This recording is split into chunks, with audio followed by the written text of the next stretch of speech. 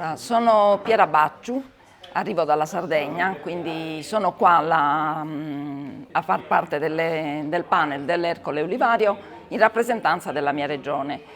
È già la seconda volta che vengo, è sicuramente un'esperienza molto interessante, perché ci consente di valutare gli oli di tutta la nazione. In particolare per quanto riguarda gli oli della mia regione, quindi della Sardegna, noi abbiamo diverse varietà che sono rappresentate in questo contesto.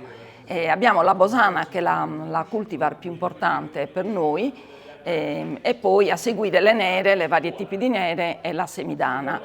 Diciamo che questa annata di produzione olearia è stata un po' particolare perché ha risentito, come penso un po' dappertutto, di questi forti cambiamenti climatici che si stanno verificando in questi ultimi anni.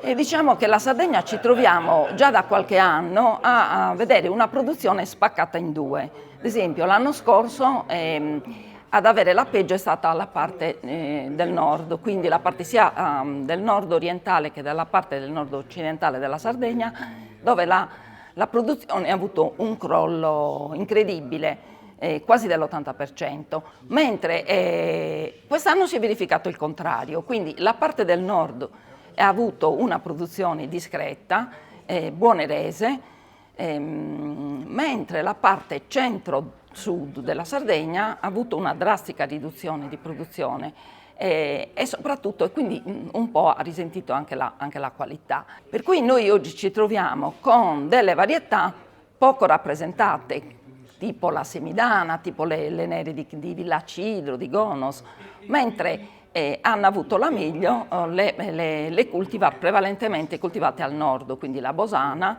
e anche la nera di Oliena, dove oltretutto abbiamo registrato anche un'ottima qualità e anche buone rese. Quindi niente, la caratteristica proprio di queste due annate è che ci divide la Sardegna in due parti come produzioni.